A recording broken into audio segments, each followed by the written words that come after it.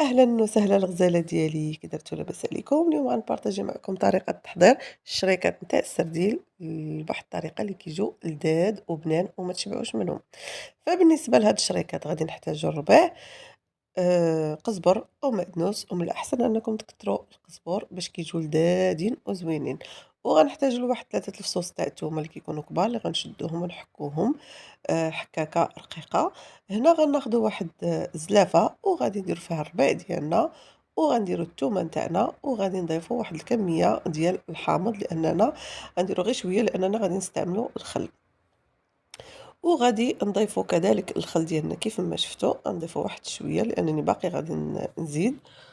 وغادي نديرو التوابل ديالنا. فبالنسبة للتوابل غادي نديرو سكينجبير، إبزار، كمون، تحميرة حلوة وتحميرة حارة وشوية نتاع الكركم والزيت. مائدة، يعني بغيتو تضيفوا زيت البلدية لكم الاختيار.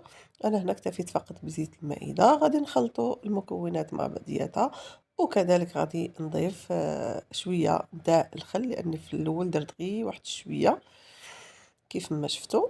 كندير شويه بشويه بيد ما تخلط ليا الخليط ديالي ونحصل عليه بحال هكا يكون مطلوق. وهنا غادي نضيف كذلك الملح. بالنسبه للملح البنات ما تكتروش لانه كيف ما كتعرفوا السرديل كيكون ديجا مالح. فدرت واحد الكميه تاع الملح وغادي نخلط المكونات مع بعضياتها. وغادي ناخذ هاد الخلطة ديالي اللي كتجي غزالة ولذيذة وطالعة منها واحد الريحة كتحمق.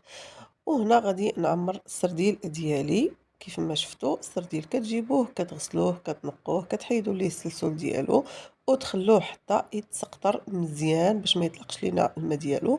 فعاد كنشدوه وكنعمروه بهاد الخلطة اللي درنا ديال الربيع والثومة والتوابل والخل والحامض. كتجي غزالة البنات، كتجي مخللة زوينة ولذيذة.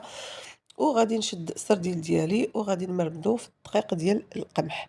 فبالنسبة كاين بزاف الناس كيديروا الدقيق ديال الفورص، فدقيق القمح احسن في القلي الا قليتي به الحوت كيجي مقرمل وزوين. وهنا غنخليكم مع تتمة الفيديو تشوفوا الطريقة ديال التحضير تشوفوهم كيفاش كيجيو. نتمنى الفيديو ينال الاعجاب ديالكم، ونتمنى انني كنكون كنفيدكم والفيديوهات ديالي يكونوا كيعجبوكم ونكون خفيفة عليكم كذلك. فنخليكم الى فيديو جديد ان شاء الله. باي باي.